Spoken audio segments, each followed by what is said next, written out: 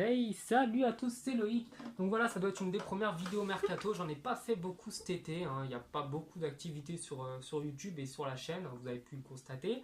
Donc, on va parler du cas Adrien Rabiot qui, selon la presse catalane, va rejoindre le Barça. Et du coup, je vais vous expliquer grosso modo ce qui va se passer et ce que moi j'en pense. Donc, la presse catalane l'affirme avec certitude, Adrien Rabiot rejoindra le Barça très prochainement. Il sera un joueur barcelonais l'année prochaine. Ça, c'est ce qu'ils disent.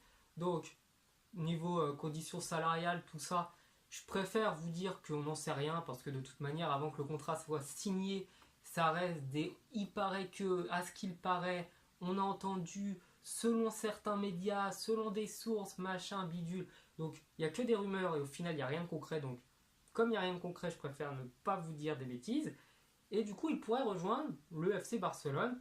Donc, ça ferait un gros trou dans le milieu du PSG, parce que Rabiot, c'est quand même un mec important, c'est un titulaire, c'est un des cadres, peut-être pas du vestiaire, mais au moins un des cadres dans le groupe pro, parce qu'il a l'expérience, parce que c'est un mec formé là, il a les jambes, il est bon, nanana, nanana, il marque des buts, etc. Mais l'autre côté qu'il faut prendre en considération, c'est que Adrien Rabiot, depuis qu'il a commencé à signer pro, lui et sa maman, qui est son agent, n'arrête pas de saouler. C'est-à-dire qu'en toute franchise, je ne pense pas que ça vienne d'Adrien Rabiot directement, mais je pense que c'est plutôt son agent qui est un mauvais conseiller et qui lui conseille des choses et qui fait le forcing avec le club. Par chance, il arrive à parler sur le terrain et du coup, le club lui cède ce qu'il veut. Mais tous les ans, demande d'augmentation salariale, demande de transfert, demande d'avoir une place de titulaire incontestable, demande de ci, demande de ça, non je veux pas jouer à tel poste, non je veux pas faire ça, moi je veux jouer là, moi je veux faire ci et ça et ça et ça et ça. Donc le mec il a déjà loupé la Coupe du Monde à cause de ses envies, de ah non je vais pas jouer Sentinelle, ah bah je vais pas bien jouer en équipe de France. Et du coup le mec il est pas champion du monde, et bah bien fait pour lui.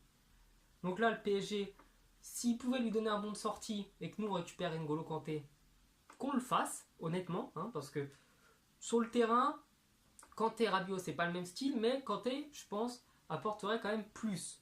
C'est un peu le même style que Matuidi. C'est un Matuidi tombé dans la potion magique quand il était petit. Le mec, il est encore plus chaud que Matuidi.